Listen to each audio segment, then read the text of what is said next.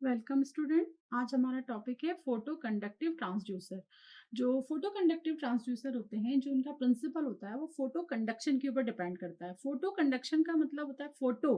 Photo का मतलब होता है जो आपकी लाइट एनर्जी होती है, लाइट एनर्जी के अंदर जो इलेक्ट्रॉन्स होते हैं हमने उनको नाम दिया फोटोन। तो फोटोन से ही जो वर्ड बना है वो बना है फोटो। तो फोटो को सेंस करके, मतलब उस फोटोन को, लाइट एनर्जी के जो फोटोन है उनको सेंस करके ये दूसरे फॉर्म ऑफ एनर्जी में उसको कन्वर्ट करता है। तो that's why we call them photo conductive transducer. मतलब कि ये एक फॉर्म से दूसरे फॉर्म ऑफ एनर्जी में कन्वर्ट करते हैं। तो जो पहला फॉर्म है वो कौन सा है? वो है लाइट एनर्जी। लाइट एनर्जी को सेंस करके ये दूसरे फॉर्म में इसको कन्वर्ट करते हैं। तो जो दूसरा फॉर्म है वो क्या होगा? वो आपका चेंज इन रेजिस्टेंस होता है, हो सकता है चेंज इन करंट हो सकता है, चेंज इन वोल्टेज होता है। तो अब इनमें मटेरियल कौन सा यूज होता है? इसमें मटेरियल जो है कैडमियम सल्फाइड है, सेमीकंडक्टर है। These are the main material. Semiconductor material जैसे जर्मेनियम है, सिलिकॉन है, इनमें ये एक प्रॉपर्टी होती है कि ये लाइट एनर्जी को सेंस कर सकते हैं। उस लाइट एनर्जी को सेंस करने के बदले में या तो इनका रेजिस्टेंस चेंज होता है या आउटपुट में ये करंट को हमको प्रोड्यूस करते हैं या फिर वोल्टेज प्रोड्यूस करते हैं। तो इस तरीके से डिपेंड ऑन की रेजिस्टेंस चेंज हो रहा है। अगर आउटपुट में रेजिस्टेंस चेंज हो रहा है, मतलब कंडक्टिविटी चेंज हो रही है, तो उसको हम बोलेंगे फोटो कंडक्टिव ट्रांसड्यूसर। और अगर आउटपुट में वोल्टेज प्रोड्यूस हो रहा है तो हम उसको बोल देते हैं फोटो वोल्टाइक सेल। और अगर आउटपुट में आपका इलेक्ट्रॉन्स एमिशन हो रहा है और उसको हम कलेक्ट कर रहे हैं तो हम उसको फोटो एमिशन ट्रांसड्यूसर कह देते हैं। तो इस तरीके से इसके तीन चार वैरायटी हो गई depending on the output form. जैसे कि फोटो डायोड हो गया, फोटो ट्रांजिस्टर हो गया, फोटो कंडक्टिव हो गया।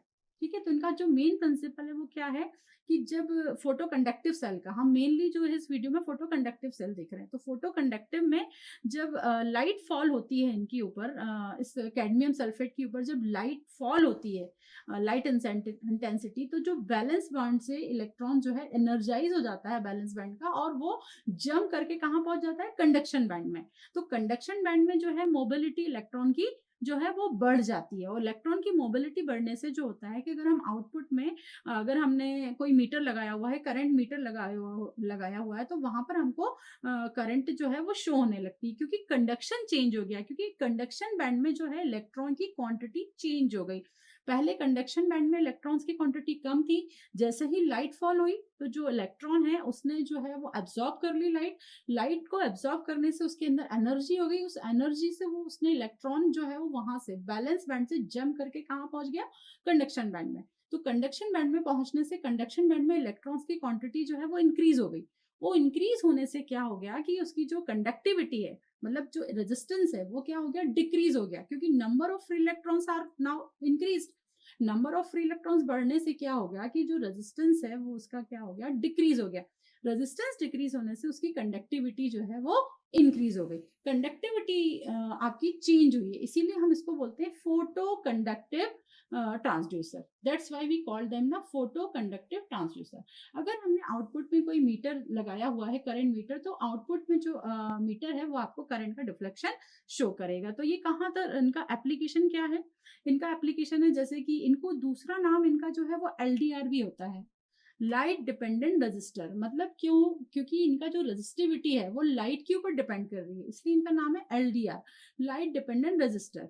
और ये एक बहुत छोटी सी डिवाइस होती है, एक उसमें इस तरीके से अपन करली उसमें है जो है कैडमियम सल्फेट को जो है उसका करली जो है उसका सर्किट बना देते हैं। और जैसे ही लाइट फॉल होती है तो उसका रेजिस्टेंस चेंज होता है। कई जगह हम इसका यूज करते हैं, जैसे कि ऑटोमेटिक स्विच में इसका यूज करते हैं, जहां पर आपको डार्क है तो लाइट जो है ऑटोमेटिक ऑफ हो जाए, ऑटोमेटिक ऑन हो जाए। स्ट्रीट लाइट्स में हम इनका यूज करते हैं, जहां पर रात होते से ही लाइट अपने आप जलने लगती है और दिन में जो लाइट्स आपकी बंद रहती है, तो उसमें अपन क्या करते हैं? एलडीआर से एक रिले लगा देते हैं।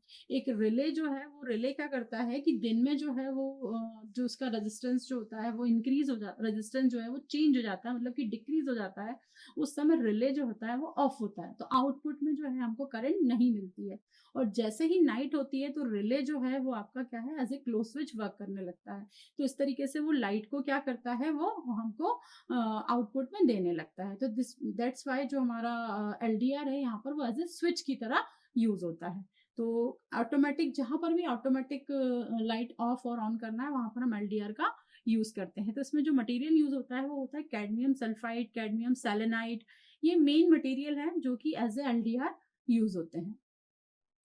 और ये कैडमियम से भी बनते हैं। इनका कैडमियम इनका मेन मटेरियल होता है और एप्लीकेशन बता ही दिया मैंने आपको। और इसका जो वर्किंग प्रिंसिपल है वो फोटो कंडक्टिव प्रिंसिपल के ऊपर वर्क करते हैं। और डिसएडवांटेज इनका यही है कि ये जब इनके ऊपर लाइट फॉल होती है तो लाइट फॉल होने से जो रेजिस्टेंस है, रेजिस्टेंस जो क्या है, रेजिस्टेंस हीट से भी चेंज हो सकता है।